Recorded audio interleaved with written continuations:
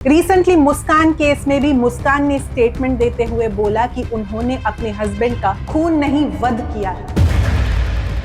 नोएडा के इनफेमस निठारी कांड के किलर सुरेंद्र कोहली में कुछ ऐसे ही ट्रेट पाए गए। जब उनका स्टेटमेंट लिया गया, उन्हें ना कोई गिल्ट था और ना किसी भी प्रकार का रिमोर्स। ये क्रिमिनल्स इतने शातिर थे कि इन्होंने मर्डर के बाद कोई भी ट्रेल नहीं छोड़ा। दोस्तों, मैं पर्सनली इस चीज के खिलाफ हूँ। मर्डर एक संगीन क्राइम है और इसकी सजा सख्त से सख्त होनी चाहिए।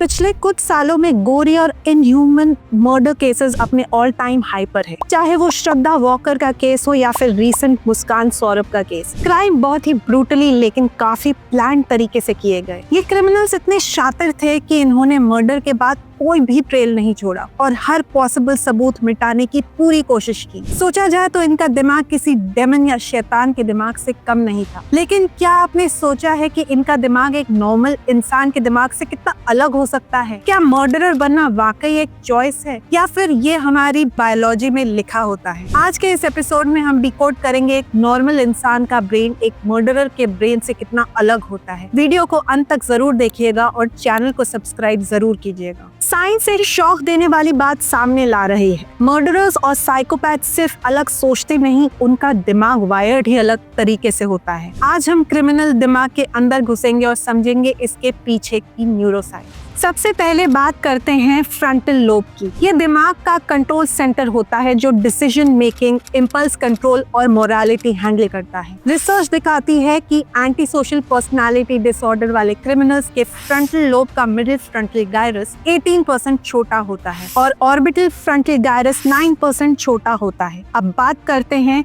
एमिगडाला की। एमिगडाला इमोशंस का सेंटर है। ये फियर, एम्पैथी और गिल्ट कंट्रोल करता है। स्टडी कहती है कि साइकोपैथ और मर्डरर्स के एमिगडाला का आउटर लेयर पतला होता है और ये 18% तक छोटा होता है। शायद इसी वजह से साइकोपैथ्स रिमोर्स नहीं फील करते, उनको एम्पैथी नहीं होती, उनको डर नहीं लगता। वो जानते हैं कि वो जो कर रहे हैं वो गलत है पर महसूस नहीं करते। नोएडा के इनफेमस निठारी कांड के किलर सुरेंद्र कोहली में कुछ ऐसे ही ट्रेट पाए गए थे। जब उनका स्टेटमेंट लिया गया, उन्हें ना कोई गिल्ट था और ना किसी भी प्रकार का रिमोर्स। अब यहाँ बात और ज्यादा शॉक देने वाली हो जाती है। एक स्टडी में 1795 बच्चों को 3 साल की उम्र से 23 साल तक ट्रैक किया गया। इनका एक फियर रिस्पॉन्स टेस्ट किया गया जिसमें एक साउंड को इलेक्ट्रिक शॉक की तरह एसोसिएट किया गया। रिजल्ट, जिन बच्चों ने कोई फियर रिस्पॉन्स नहीं दिखाया उनके क्रिमिनल बनने के चांसेस बहुत ज्यादा थे। तो क्या नॉर्मल लोग भी क्रिमिनल बन सकते हैं? हर क्रिमिनल पैदाइशी साइकोपैथ नहीं होता। कुछ लोग extreme circumstances, childhood trauma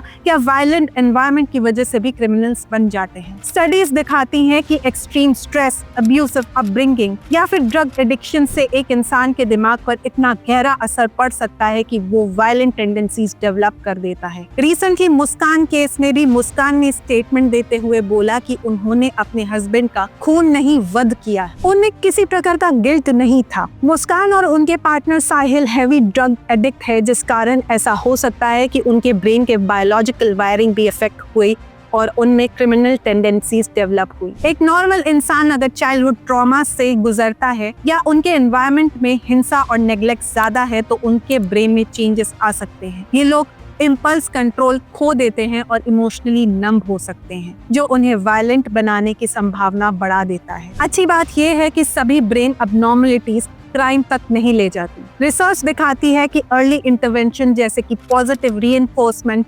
structured environment और इवन डाइट चेंजेस से दिमाग को रीवायर किया जा सकता है। एक और सरप्राइजिंग बात, सिर्फ ओमेगा 3 सप्लीमेंट लेने से भी दिमाग के सेल्स ग्रो हो सकते हैं और इम्पल्स कंट्रोल इंप्रूव हो सकता है। साइंस एक बड़ा मॉरल क्वेश्चन उठाती है। अगर एक मर्डरर का दिमाग बायोलॉजिकली अलग है तो क्या उसे पूरी तरह रिस्पॉन्सिबल माना जा सकता है और क्या उसे सजा मिलनी चाहिए? एक रियल लाइफ केस में ब्रेन स्कैन्स ने एक कॉन्विक्टेड किलर की सजा कम करने में मदद की थी। हर्बर्ट वेइनस्टाइन, जिसने अपनी वाइफ का मर्डर किया, उसके दिमाग का स्कैन दिखाता है कि उसके फ्रंटल लोब पर एक बड़ा सिस्ट था जो उसके एक्शंस कंट्रोल करने की एबिलिटी को इफेक्ट कर रहा था। इस बात को कोर्ट में यूज किया गया और उसकी सजा बहुत कम हो हो गई। दोस्तों, मैं पर्सनली इस चीज के खिलाफ हूँ। मर्डर एक संगीन क्राइम है और इसकी सजा सख्त से सख्त होनी चाहिए। साइंस चाहे जितना भी रिसर्च या स्टडी पेपर निकाल दे, एक मर्डर को कभी जस्टिफाई नहीं कर सकती। रिसेंट टाइम्स के श्रद्धा वॉकर केस, निठारी केस और मुस्कान सौरभ केस ने पूरे देश को हिला के रख दिया। ये कुछ ऐसे केसेस थे जिसने इंसानियत को तार तार कर दिया है। ऐसे क्रिमिनल्स चाहे किसी भी तरह के बायोलॉजिकल डिसऑर्डर के शिकार ही क्यों ना हो, उन्हें सजा जरूर मिलनी चाहिए। आपका क्या कहना है? अगर आप मेरे साथ सहमत है तो कमेंट जरूर करें